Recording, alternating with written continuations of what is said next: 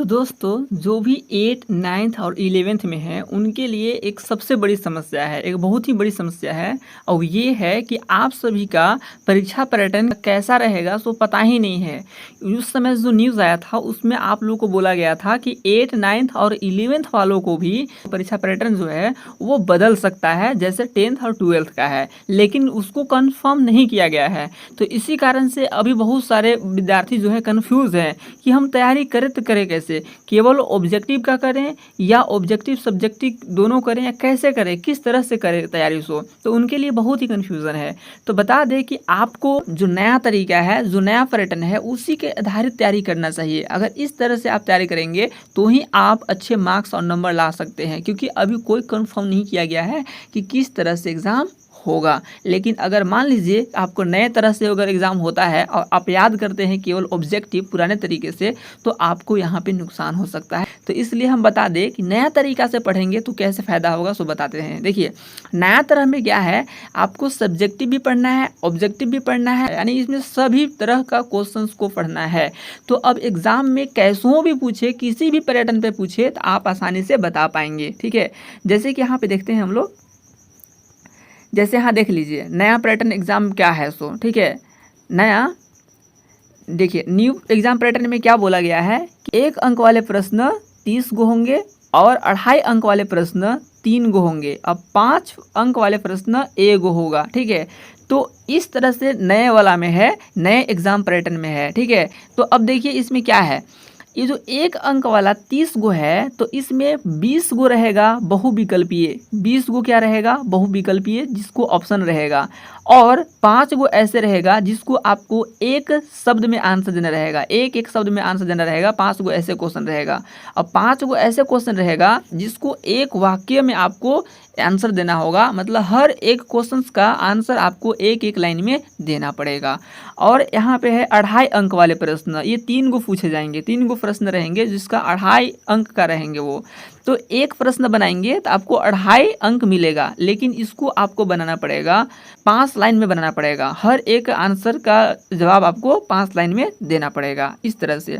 और 5 अंक वाले जो प्रश्न होगा वो एक होगा जिसको आपको 10 लाइन में आंसर लिखना पड़ेगा। ठीक है, तो जैसे कि अभी देखते हैं कि क्या है न्यू पैटर्न का, देख सकते हैं यहाँ पे और विस्तार से समझ लेते हैं। देखिए क्या है कि 1 से 20 तक सभी प्रश्न बहुविकल्पीय हैं, मतलब 20 गो प्रश्न ऑप्शन वाले हैं। ठीक है, हर एक ऑप्शन वाला सवाल यहाँ पे है, 20 गो ऑप्शन वाले हैं और एक एक अंक का ये प्रश्न होंगे। ठीक है, 20 गो प्रश्न होंगे वो एक एक अंक का।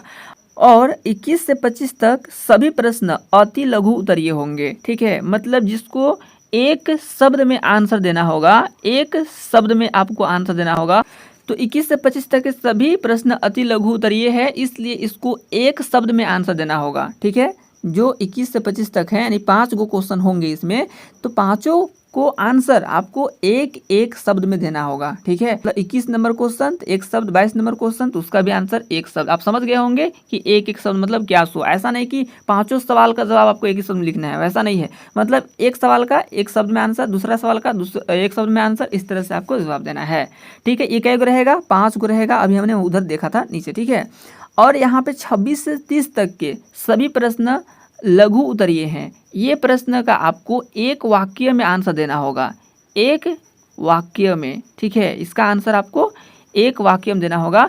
जैसे कि 26 नंबर क्वेश्चन का एक लाइन में आंसर, 27 नंबर का एक लाइन में आंसर, इस तरह से देना होगा। यानी आपको एक एक लाइन कर करके आंसर देना होगा। ठीक है, तो ये भी आपको रहेगा 5 गो क्वेश्चन और एक नंबर का ही रहेगा। ठीक है, अब यहाँ है 31 से 33 तक के प्रश्न 5 वाक्यों में उत्तर दे। जो 31 से 33 तक रहेगा इसको उत्तर जो देना है हमें 5 लाइन में देना है, 5 वाक्यों में देना है। ठीक है, और इसमें से 3 गो प्रश्न होंगे तो 3 गो में से आपको 2 गो ही बनाना होगा। ठीक है, कै गो बनाना होगा, 2 गो ही प्रश्नों का आपको आंसर लिखना होगा, वो भी 5-5 लाइन में। और ये रहेगा 2.5 नंबर का, 2.5 नंबर का रहेगा। ठीक है, और यहाँ है 34 नंबर प्रश्न, ये दीर्घ उत्तरीय प्रश्न है, ये 5 नंबर का रहेगा और इसको आपको 10 सेंटेंस में लिखना होगा, अर्थात 10 लाइन में आपको आंसर लिखना पड़ेगा, 10 लाइन में आंसर लिखना होगा। ये 5 नंबर का रहेगा। अब आप मिलाएंगे ये सब का तो आपको टोटल 40 नंबर हो जाएगा, क्योंकि एक नंबर वाला जो ऑप्शन वाला रहेगा वो रहेगा 20 गो और 1 नंबर वाला यानी एक शब्द में जवाब देने के लिए रहेगा वो 5 गो, ठीक है। और फिर एक वाक्य वाला ये भी 5 गो रहेगा। ये सब एक नंबर का ही रहेगा, तो 5 5 10 नंबर। अब ये अढ़ाई नंबर वाला 2 गो बनाएंगे तो कितना हो जाएगा, 5 नंबर यहाँ पे भी हो जाएगा। और ये 5 नंबर का तो है ही है एगो क्वेश्चन अकेला, ठीक है।